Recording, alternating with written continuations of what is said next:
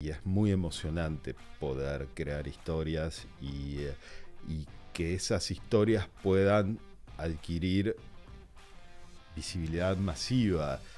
Y yo creo que el cine es una forma de conexión y de comunicación y de encuentro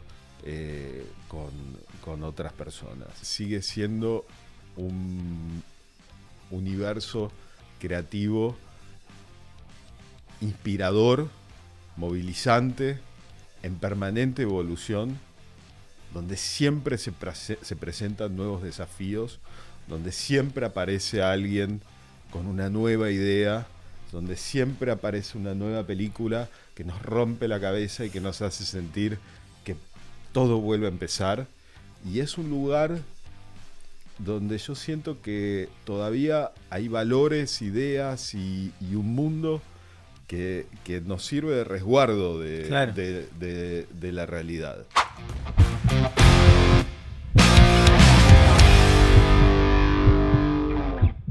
Soy Quique Abogadro, esto es Pulmón Creativo, un podcast, un espacio para charlar con protagonistas de las industrias culturales y creativas, preguntarles cómo lo hicieron, cómo trascendieron las fronteras, pensar en términos de oportunidad a América Latina como el gran pulmón cultural y creativo del mundo. Y hoy tenemos la suerte de conversar con uno de los protagonistas de la industria audiovisual, Matías Mosteirín, que es el productor ejecutivo de KS Films. Matías, gracias por acompañarnos. Gracias, Quique. Dijiste muy bien mi apellido. Me costó, pero bueno, estoy contento de haberlo dicho bien. Te voy a llevar de lleno a la primera pregunta. Este es un espacio donde lo que nos interesa, además de conocer el detrás de escena de los proyectos, es justamente conversar con sus protagonistas. Y quería preguntarte, ¿vos siempre quisiste trabajar en cine? ¿Hay un Mati chiquitito que desde muy temprano sabía que quería estar en la industria? Sí.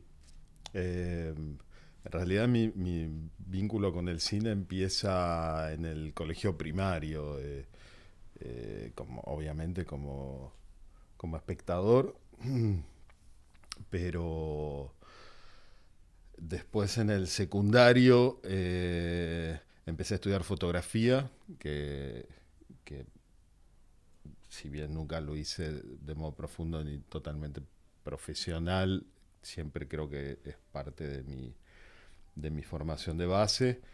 Y ¿Hay una producción fotográfica oculta en algún lado? Existe. Muy bien. Existe. Y siempre, además, siempre que vuelvo a ese lugar Conectás. me afianzo, sí. Siento Bien. que hay algo que tiene que ver con el mundo de la imagen que no me es...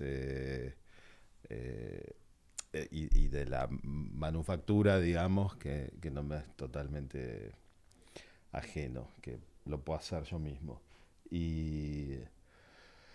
En realidad, obviamente al principio fue una especie de enamoramiento romántico como espectador. Me gustaba tanto pensar me gustaba el cine, me gustaba la crítica cinematográfica también mucho, que fue un periodo muy, muy importante de mi vida y creo de mi formación. ¿Niño cinéfilo o adolescente, posadolescente? Niño cinéfilo total, o sea, en el colegio, yo iba a un colegio donde en Avellaneda, donde a las mejores notas de la semana le daban un voucher para ir al cine Roma, que estaba en la avenida Claro. Mitre. Y para mí eso era un estímulo para ir al cine a ver siempre las mismas películas. Eran 2 o 3 películas en continuado, en general una de ellas siempre se repetía o 2 se repetían y veía de todo y la pasaba muy bien. Después, igualmente, es en esa misma época, o sea, la verdad es que las primeras películas que a mí me impactan muchísimo son justamente, creo, bueno, hay de todo, pero era una mezcla que iba de Terminator y Porky's en la época del videoclub y El VHS a full. del VHS. Pero después hay todo un momento que es justamente 83, 84, 85, la apertura democrática, el cine de esos años, Camila, El exilio de Gardel, la película del rey, la historia oficial. Todo eso para mí fue muy impactante porque no solamente era descubrir películas que me gustaron muchísimo, sino también entender en qué país vivía y conocer la historia reciente. Y eso fue para mí muy movilizante y son películas que quiero mucho. Después vino Un lugar en el mundo y no, mucho después vino Un lugar en el mundo. Y después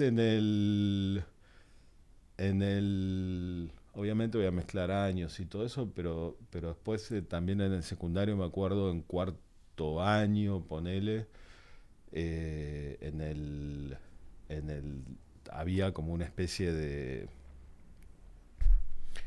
cineclub los viernes a la noche y ahí descubrí más películas. Me acuerdo perfectamente del día que entré tarde y estaban dando Los Hijos de Fierro y me quedé impactadísimo. Y, y ahí fue el descubrimiento de Fabio. O sea, la verdad es que mi vínculo con el cine tiene mucho que ver con el cine argentino. También me pasaba que, yo me acuerdo, por ejemplo, era un gran espectador de función privada, no tenía tanto acceso a todo lo que quería ver. Entonces, eh, ese era un momento de la semana donde siempre podía ver una película y me gustaba todo. ¿Y te veías ya trabajando? ¿Cómo llegás a trabajar en la industria? ¿Fue un accidente? ¿Fue algo decidido por vos y finalmente logrado? No, cuando yo estaba en el secundario, ya sabía que quería, digamos, cuarto, quinto año, una cosa así, ya sabía que quería dedicarme al cine. Y tenía un amigo, un gran amigo, que sigue siendo un gran amigo, Santiago Ricci. Me acuerdo que fue el pionero porque él consiguió cuando estábamos todavía en cuarto o en quinto año, no sé si no fue en cuarto, un trabajo como meritorio en aquella película que hizo Betty Kaplan acá en Argentina con Antonio Banderas y Jennifer Connelly, que Sombras, no me Sí, no me sale acuerdo, ahora. pero... Y él era como... Y él empezó a trabajar ahí, eso fue una revolución. Fue una época que compartí mucho con mi mejor amigo, mi gran amigo, con el negro Filioy, que creo que es algo muy importante, ¿no? Cuando uno en la adolescencia comparte con un gran amigo una pasión y el negro era fanático del perro andaluz, del surrealismo, vivía siempre empujando para que escribiéramos algo, para que filmáramos, era y sigue siendo súper persistente y fue algo que compartimos durante todos esos años. Me acuerdo ¿Años estamos hablando? y yo egresé del secundario en el 93, Ok. o sea que cuando yo veo las películas, ponele si Camila es del 83, yo estaba en tercer grado del primario. Si hablamos eh, de esta otra etapa, digamos, y estamos hablando del 88, 89, una cosa así. Me acuerdo cuando vimos con el negro en el San Martín. Era súper ecléctico yo, o sea, por eso Sí, nombré veo que hay una mezcla que películas. está buena, digo. O sea, me acuerdo cuando vimos en el San Martín, en la Lugones, bueno, vimos de todo en la Lugones, pero hubo una película que recuerdo que nos hizo muy feliz, que fue Tierra Extranjera de Walter Salles. Y, pero era por eso, por de repente pensar que ver una película latinoamericana en una época en la que veíamos, ya en esa época estábamos viendo cine de autor pero de repente pasábamos de ver una película de Fassbinder a ver una película como esa y sentir que se podía hacer algo así de interesante, nos motivaba mucho. Y me Bueno, en acuerdo los albores de un nuevo cine argentino, del cual también fuiste en me, parte acu- me protagonista. acuerdo de esa época con mucho cariño. Sí, en realidad, o sea, a mí me tocó tanto desde lo profesional como desde lo generacional vivir como un cambio de etapa entre dos momentos muy bellos. O sea, si yo tengo que pensar en algunos hitos, yo me acuerdo que en su momento hubo una semana de cine de 5 días en el Cine Maxi, una semana de preestrenos. Cine Maxi, como saben, estaba enfrente del metro y era un cine que tenía la particularidad de tener una cabina transparente, entonces se veían los dos proyectores. Y en esa semana se dieron varias películas, no me acuerdo de todas, pero ahí se proyectó Tango Feroz en preestreno y Un Muro de Silencio en preestreno. Y fueron dos, para mí también dos. Por un lado, la película de Lita, a quien yo ya seguía como productora. Me gustaba mucho lo que hacía como productora, me gustaba su trayectoria, me gustaba el cine de María Luisa Bember. Y una película tan profunda y tan movilizante y tan sugerente y tan inabarcable y con una mirada para mí que inauguraba mm, otra perspectiva sobre el tema de la dictadura y a su vez Piñeiro que aparecía con este tanguito que era tenía una potencia, Una bomba. una Yo la vi en el energía, metro, en el cine metro lleno hasta las manos, en una época en que los cines eran cines gigantes y era una ceremonia casi religiosa compartir una película con tanta gente y salir movilizado por eso. Ahora, hablando con vos... Que es la misma época igual de Volver al Futuro. Por eso. O sea, Sí, o y sea, total, pero pienso, están cumpliendo 10 años, se están cumpliendo 10 años de Relatos Salvajes, por mencionar una de las infinitas películas y proyectos en los que estuviste involucrado, y cómo estamos hablando de la construcción de un canon, mediados de los 90, y hoy vos sos responsable de la evolución de ese canon, ¿no? Y de toda una serie de proyectos que hoy quedan en la memoria colectiva y que gracias al trabajo que hicieron ustedes desde KIS, al trabajo que hiciste vos y tu equipo, de vuelta, hoy son parte de nuestra cultura, de nuestra historia. Trazo este paralelismo y vuelvo al niño. ¿Siempre quisiste ser productor?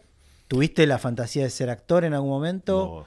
no, mirá, yo me acuerdo perfectamente de que en un momento distinguí que había dos productores, una era Lita Stantic y el otro era Oscar Kramer, que me interesaban especialmente Mirá. por lo que hacían. Y entonces eso me condujo a preguntarme qué era un productor y qué hacía un productor. Y cuando más o menos lo pude comprender, entendí también que ese era un lugar que me interesaba y después tuve el privilegio de trabajar durante muchos años en etapas sucesivas, evidentemente, con los dos. Y fueron mis grandes y son mis grandes maestros. ¿Qué hace un mentores. productor para el que no lo sabe? ¿Cómo lo definirías en un tuit? No me gusta esa pregunta. Un productor es el que identifica la factibilidad, la oportunidad, la necesidad, si se quiere, de que una película se produzca y a partir de eso que es algo que puede distinguir o que puede identificar en etapas muy diferentes. Puede ser a partir de una idea, puede ser a partir de un guión, puede ser a partir del deseo de apoyar a un director, incluso antes de que exista una historia. Puede ser también al revés, desde la necesidad de pensar que una historia tiene que transformarse en una película o que se tiene que hacer una película con un determinado actor o actriz. Los motivos que disparan esa necesidad de construir un proyecto pueden tener orígenes muy diversos, pero a partir de eso el productor es el que trabaja en que todos los elementos que conforman el proceso cinematográfico y que todo aquello que lo hace posible a nivel técnico, a nivel financiero, se confluyan y se organicen para que la película pueda hacerse. Y una vez que el productor logra armar ese dispositivo y reunir todas las piezas artísticas, técnicas, financieras, productivas, materiales para hacer una película, es el que tiene la responsabilidad del buen fin de la película y de proveer los medios para que el director, el equipo y el elenco puedan realizar el proyecto. Dependiendo del productor y dependiendo del proyecto, en mayor o en menor medida, con responsabilidad creativa e influencia creativa del productor. Hay veces que hay productores que tienen más influencia creativa en lo que hacen, hay otros que menos, y también depende en mi caso, por ejemplo, hay proyectos en los que me involucré más directamente o más profundamente en lo creativo, y proyectos en los que no. Pero siempre, la verdad es que siempre entendí mi rol como un rol de apoyo a la visión de un autor. Nos gusta pensar, digamos, obviamente a una película, a una serie como un hecho cultural, pero también como un hecho económico. Digamos, la industria audiovisual da trabajo a mucha gente y es un trabajo además muy particular porque está basado en el talento. Como sabés, porque no sé, hemos visto infinidad de veces, tuve la suerte y tengo la suerte de visitar rodajes. Y lo que más me gusta de visitar un rodaje es ver la enorme cantidad de gente que se moviliza alrededor de lo que después nosotros vemos limpiamente en una pantalla. Entonces quería preguntarte eso, por ahí para que la gente que no está acostumbrada y de alguna manera haciendo una reducción casi imposible, pero imaginemos una escena paradisíaca en alguno de esos paisajes maravillosos que tenemos en nuestro país, puede ser de montaña, de playa. La escena no dura más que 3-5 minutos. ¿Cuánta gente labura para que eso suceda? Muchísima. Un equipo de filmación en este momento comienza en no menos de 45 o 50 personas en el set o digamos, en la estructura directa de realización de una película, y fácilmente llega a las 80, 90, 100 personas en algunos casos. En el caso del Eternauta tuvimos, o sea, es un proyecto que llegó a tener 300 personas trabajando.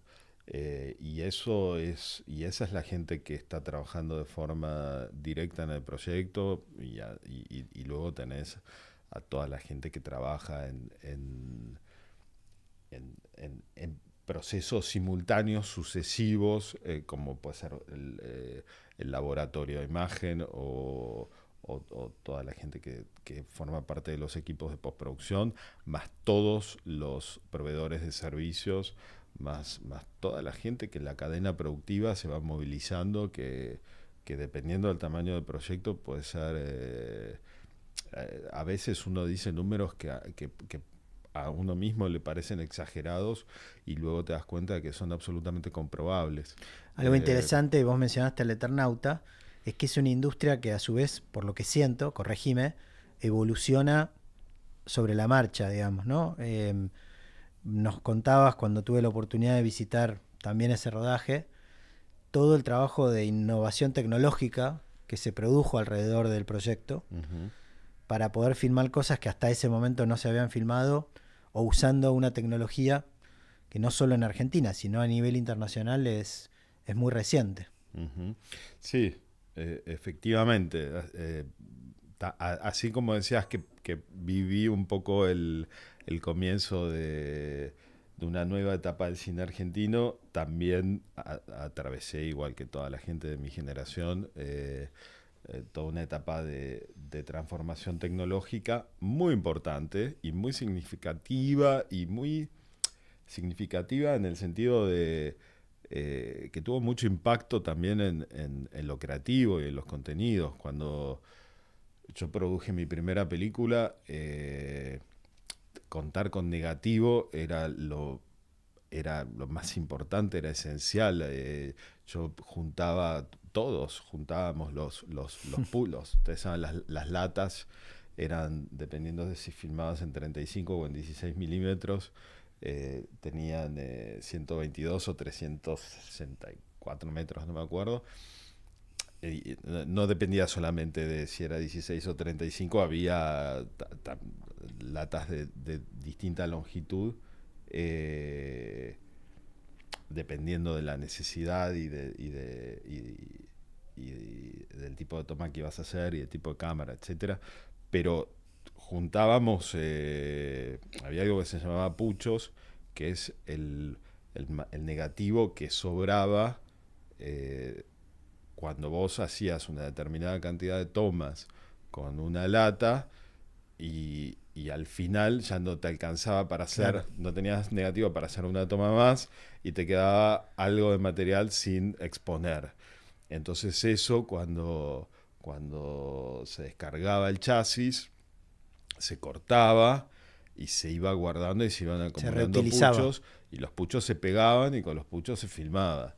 Y en esa época, cuando hicimos Bolivia, por ejemplo, estaba a cargo de Kodak en Argentina, Nicolás Casolino, a quien siempre le estaré en deuda, y yo iba y me sentaba en Kodak a esperar que él saliese durante horas para comprarle 2 latas y pedirle que nos regalase una más. Y entonces y no teníamos video assist y solamente miraba al director por cámara.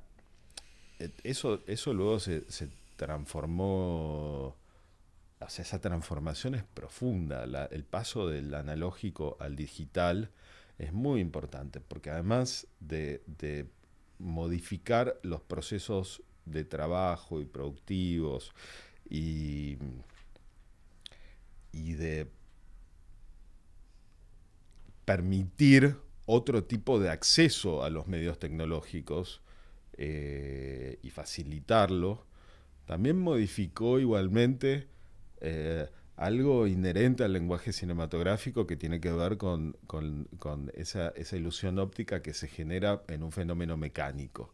Y, y todos esos procesos manuales y físicos que conformaban parte del cine, tanto en lo visual, en términos de imagen, como sonoros, eh, eran procesos muy importantes. Montar en moviola implicaba, para decirlo de un modo, no es que lo piense así, pero para decirlo de un modo muy gráfico, usar una parte del cerebro distinta a la que se Claro. usa montando en Avid.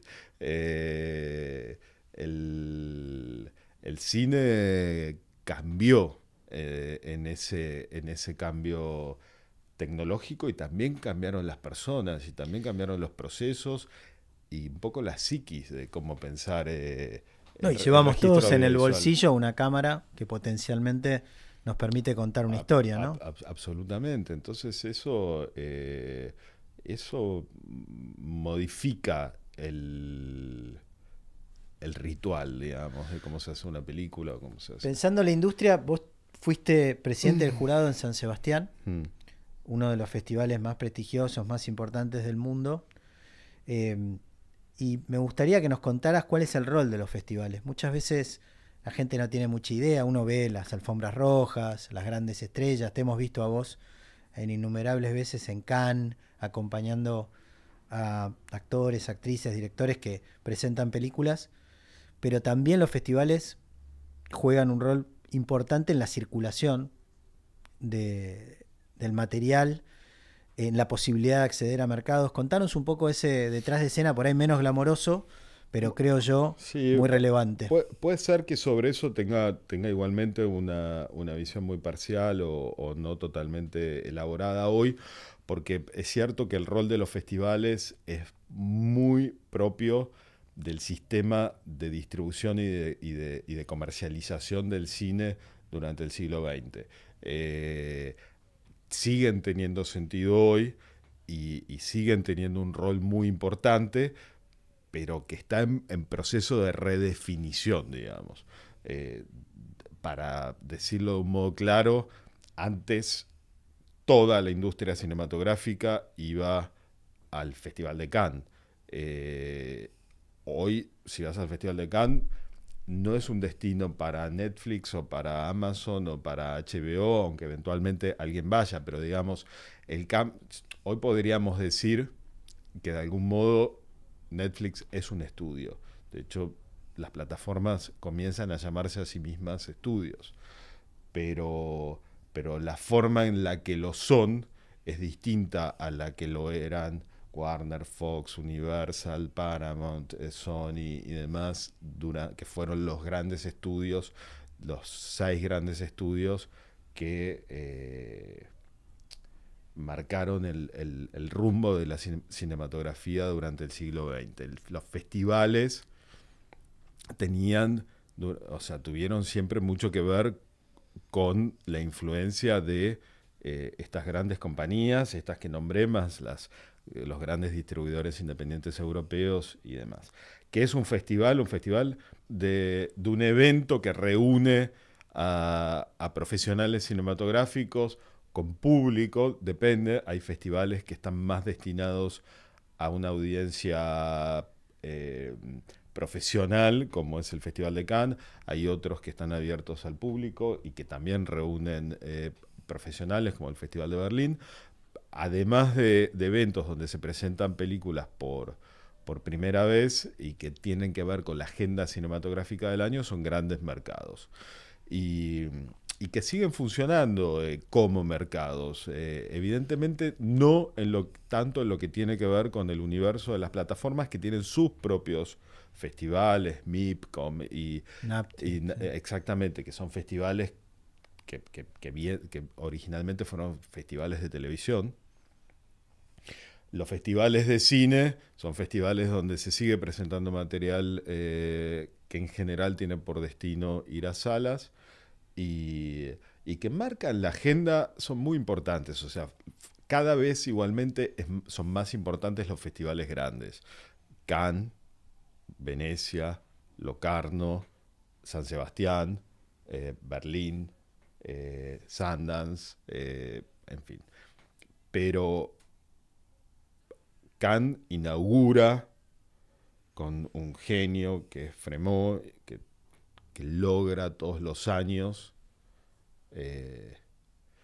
ser como una especie de boost, de plataforma de lanzamiento de lo que va a ser la escena cinematográfica de todo el año, y que siempre está de un modo muy ingenioso y muy original, intentando dar cuenta de cuál es el presente cinematográfico, claro, y de reflejar la actualidad de la escena cinematográfica, y normalmente lo logra, y lo logra de un modo muy inspirador y muy provocativo.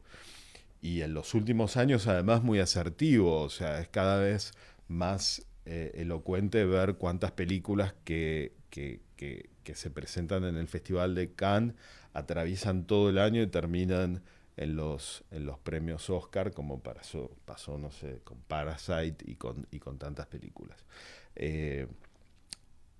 Esto es algo que mucha gente ve de un modo crítico, porque siente que Cannes, si Cannes aumenta la cantidad de películas que llegan al Oscar, entonces quiere decir que se están moviendo a un lugar menos disruptivo, o menos nicho, o menos puramente cinematográfico y más masivo. Pero sí, efectivamente lo está haciendo, y lo está haciendo deliberadamente, sí, porque entiende que algo que creo que hoy todos los productores o quienes hacemos cine nos estamos planteando, que es cómo seguir siendo, en el actual contexto del mercado, relevantes, cómo seguir impactando con buen... Ahí te quiero llevar, porque hace unos años, charlando con vos y preguntándote cómo es el plan por delante, eran películas básicamente, no había ninguna posibilidad de que hicieran series, era como un trabajo ajeno, digamos, al de la producción en el que estaban ustedes, habiendo hecho nuevamente y siendo responsables directos de películas que marcaron nuestra historia.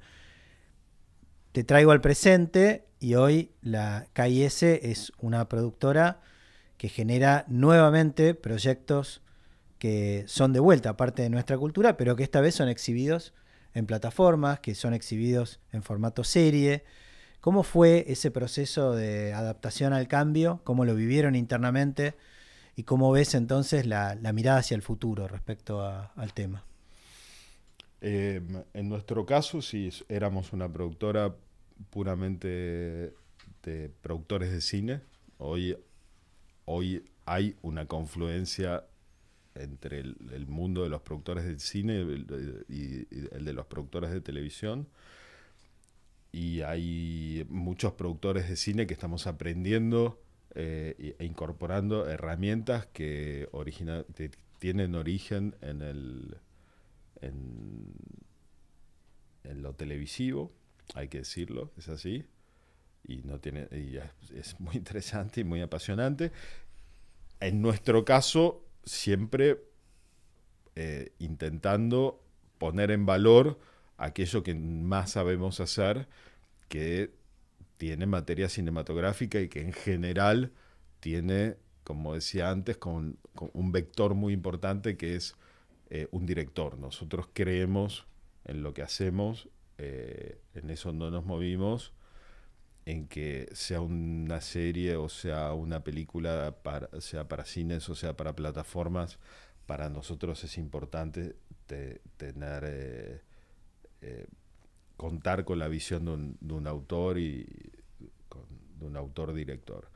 Efectivamente, al principio, cuando apareció el mundo de las plataformas, pero eso fue breve, dijimos, nosotros nos vamos a afianzar en hacer películas, que es lo que sabemos hacer, mientras todo el mundo se vuelve loco viendo cómo hacer series, no nos vamos a meter en eso porque no sabemos hacerlo.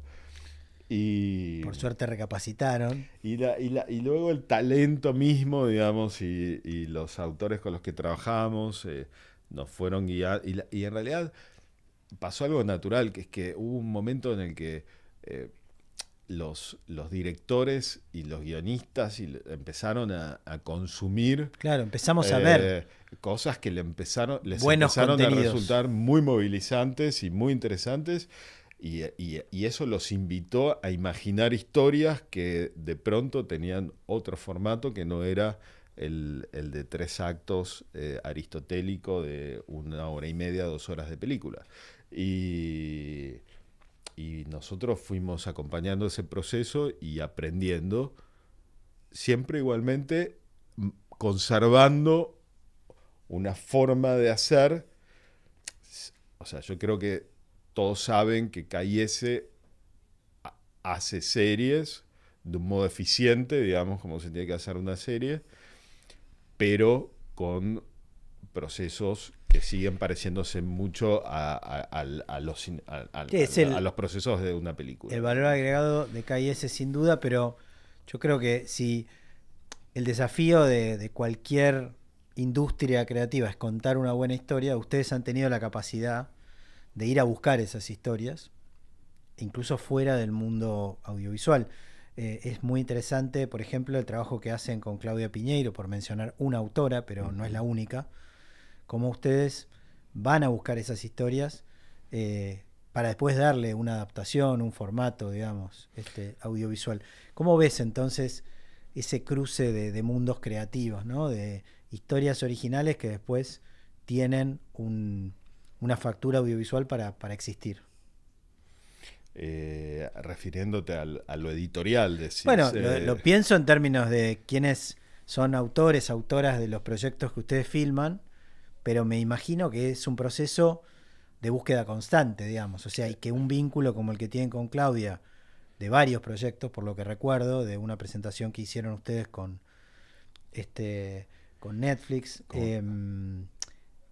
Siento que ahí hay algo distintivo y lo siento además como un vector interesante para, y te lo pregunto, lo formulo como pregunta, para la industria audiovisual argentina, que es no solo conectar con el talento de la industria audiovisual, sino también conectar con esas historias que por ahí no están en la industria audiovisual, en este caso están en la editorial, pueden estar en la dramaturgia, en el teatro, que están esperando ser contadas. Sí, bueno, a mí ahora me sorprende, antes no lo observaba tanto, cuando ves películas americanas y buenas películas americanas, la verdad es que es muy habitual ver que la mayor parte de ellas están basadas en obras literarias.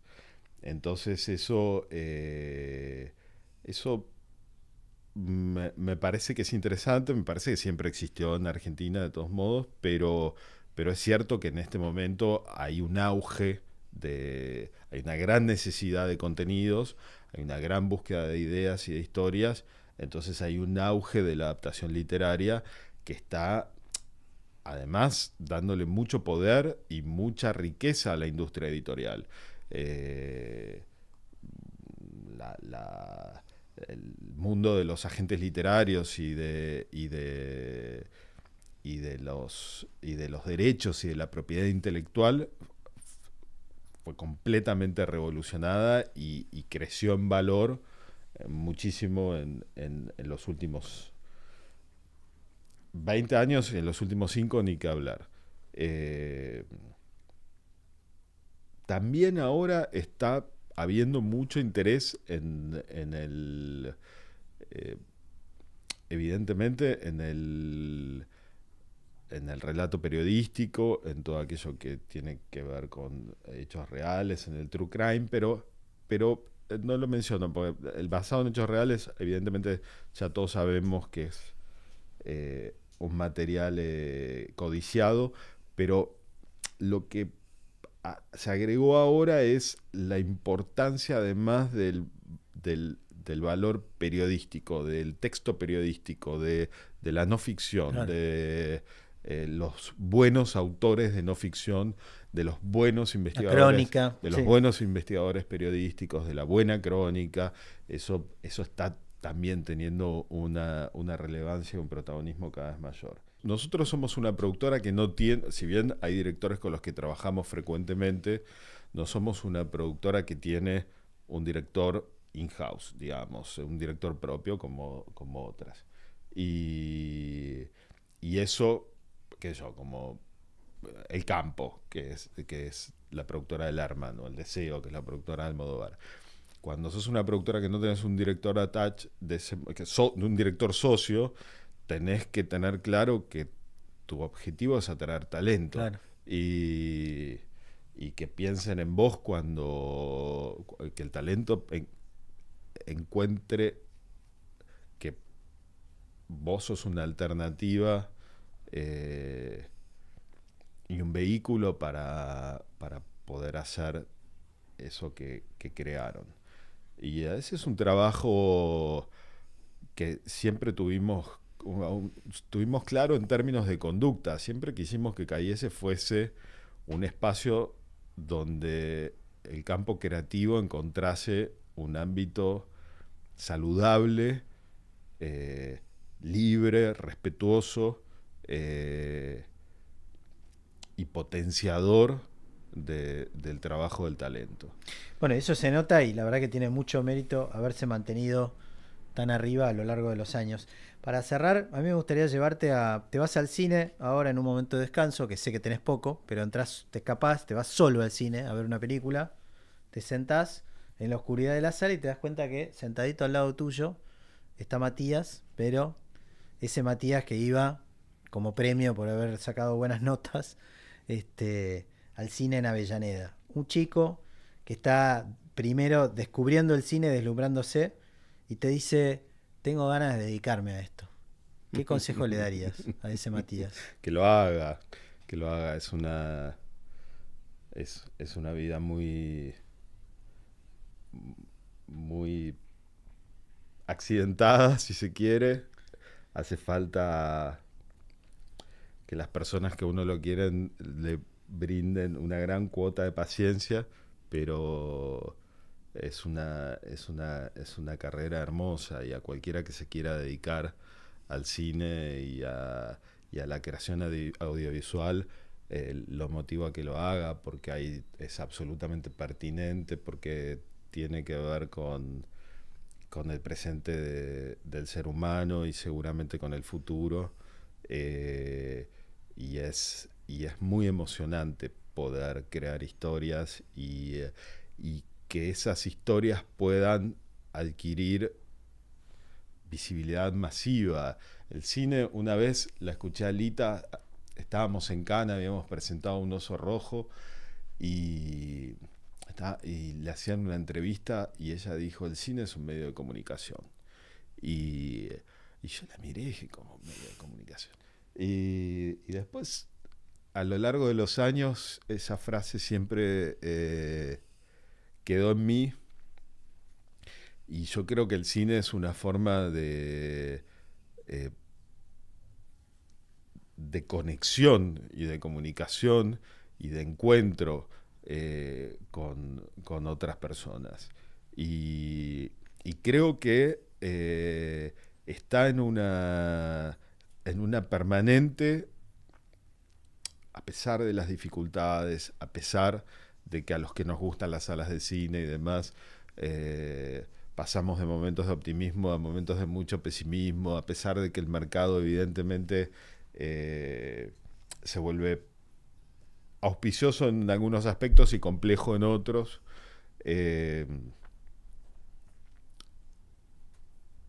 cine sigue siendo un universo creativo, inspirador, movilizante, en permanente evolución, donde siempre se presentan nuevos desafíos, donde siempre aparece alguien con una nueva idea, donde siempre aparece una nueva película que nos rompe la cabeza y que nos hace sentir que todo vuelve a empezar. Y es un lugar donde yo siento que todavía hay valores, ideas y un mundo que nos sirve de resguardo Claro. de la realidad. Mati, muchas gracias. Gracias, Quique, muchas gracias.